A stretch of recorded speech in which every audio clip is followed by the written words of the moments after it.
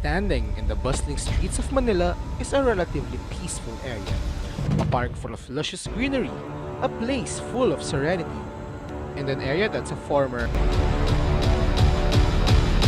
cemetery? Paco Park is a former cemetery turned park in the district of Paco in Manila. It was built in 1822 as the local cemetery for those living in the walled city of Intramuros. The three martyr priests, Mariano Gomez, Jose Burgos, and Jacinto Zamora, are also resting here after their execution from the hands of the Spanish. Di ba talaga tayo minalas at sinong pagbayan? Rizal was secretly interred inside the cemetery, with his grave marked as RPJ instead of his true initials JPR, to make his grave's identity secret. This is where all of the, we can say that non-nobles are buried, especially those who are considered that are lower in the classes. So, essentially, dito nililibing yung mga hindi nobles or hindi mga matataas yung posisyon. Walang government position, walang masyadong significant background in the Spanish society. Dito sila sa labas, essentially. Especially the Chinese, kasi they don't consider Chinese as high as whites. Well, again, racism and that kind of class division is prevalent. Anyways, that's basically it. So, it's quite amazing now we are experiencing these kinds of things. Kasi, you know, it's very rare that we can visit such historical places. And again, the feeling is very different. Not only because it's a cemetery and the park at the same time, but this is also a, you know, such vision to or such a witness to historical events na nangyari dito. Look at those. I think those are cannon shells. Some of it are bullet shells, perhaps during the Second World War or First World War. Did not happen. One of the happens. So yeah, that's basically it. So we're gonna find more hopefully, and it's. The outside wall also features a sitio de los Infantes y Osario, a dedicated place to bury children.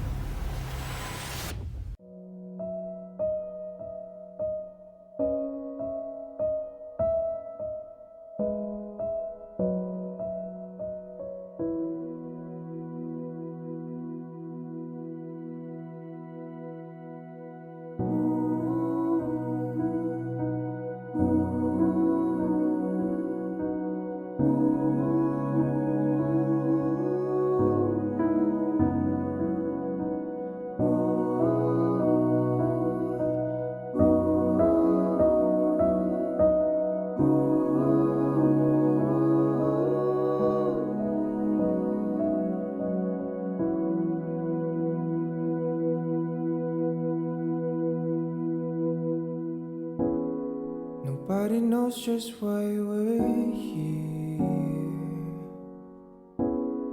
Could it be fate or random shit? Bulol is a type of human figurine that is created from Ifugao. It is also known as the Ifugao rice god, in where a certain class of Anito is said to incorporate itself when worshipped. The Banton cloth is commonly seen in funerals. It is one of the oldest wrapped tie-dye textile in the Southeast Asian region. The Manunggul jar is a secondary burial jar that is used in burials. It is used to protect the remains of the dead. Wherever you will be, so too shall I be. Well, let me ask you a question. Are you hungry? Oh boy, do I just have the place for you. Binondo.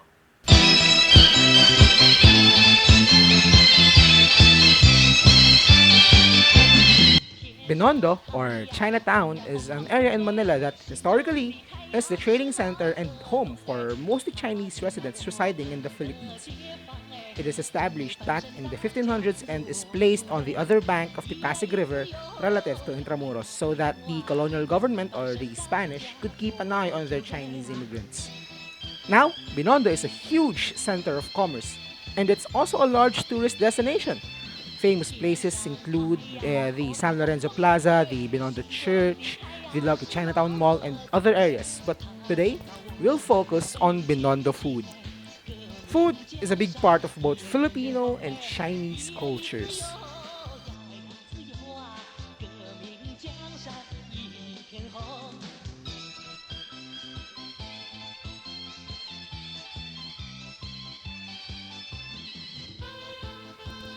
First stop would be JB Tan's Siopaw Corner, located at Benavides Street.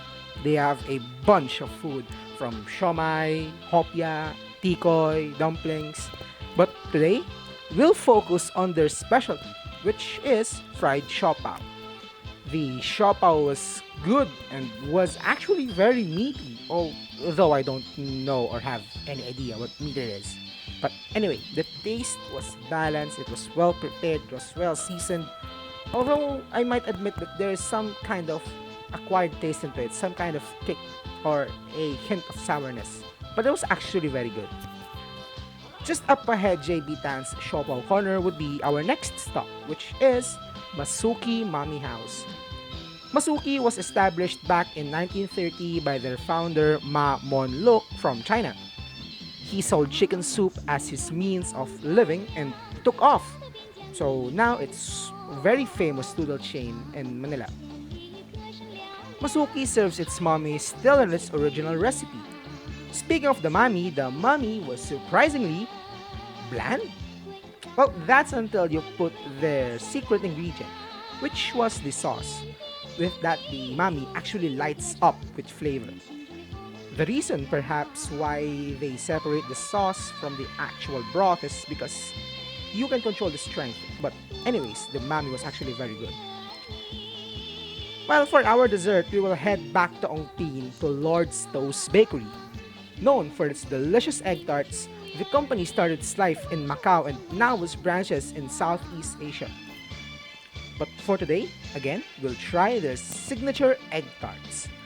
They come in different box sizes or you can actually buy them individually at around 60 pesos each.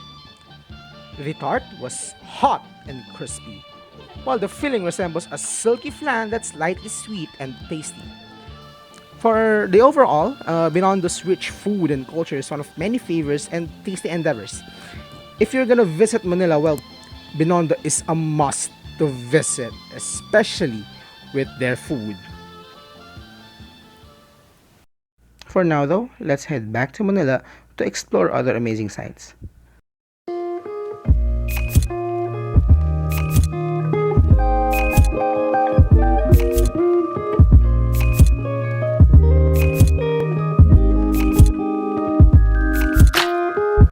We'll start our walk-around journey in the Bonifacio Shrine, where you'll find the piece of the Berlin Wall. The wall is a significant piece of history as it was a physical reminder of the separation between not only two sides of Berlin, but also between two worlds of different dynamics during the Cold War. Near it is a wall of names to commemorate the victims of martial law, with more or less 1,000 names written on it. After walking for several minutes, just past LRT1 Centaur Station, emerged the Arroceros Nature Reserve. Regarded as the lungs of Manila, the Arroceros Park is one of the very few forest trees inside the National Capital Region. In front of it is the Manila Metropolitan Theater. It is a theater that predates the war period and it was rebuilt after sustaining war-related damage. Today though, it's owned and operated by the Philippine government and is still conducting shows. Check their Facebook page to see if they got any scheduled shows. Crossing the chaotic transport hub of Plaza Loton comes to view the Manila Central Post Office building. Built in the 1920s, this neoclassical building is the home of tons of letters and mail from all around the country. It had survived the war, though unfortunately was damaged again after a structural fire that was never controlled after almost a day of burning inside the building. Currently though, they have a plan to renovate the building, which is a good news. Behind the post office is the newly opened Pasig River Esplanade. This beautiful walkway stretches the Pasig River from the similarly iconic Jones Bridge that connects Binondo to Manila to the MacArthur Bridge, which connects Santa Cruz to Manila. Next, we'll try the Pasig River Ferry service. Or maybe not. So we took the Escolta walkway. This walkway stretches almost the same length as the esplanade, just from the other side of the river, and is home to many plants, and it gives a beautiful view of the city skyline. And with that, from the beautiful food to the beautiful skyline, we end our journey around Binondo and the walk around of Manila. See you later in the streets of Manila. Saan tayo? Next up sa ko. Okay, blip yan, blip yan, blip.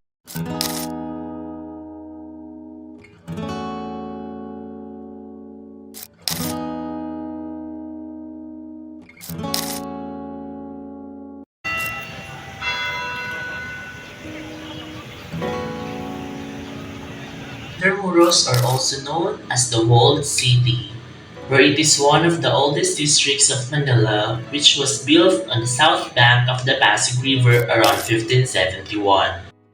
Colegio de Santa Rosa, or formerly known as University of Santo Tomas during its early years, which holds a significant place in the history of education in the Philippines, which was founded in 1750 by the Dominican friars.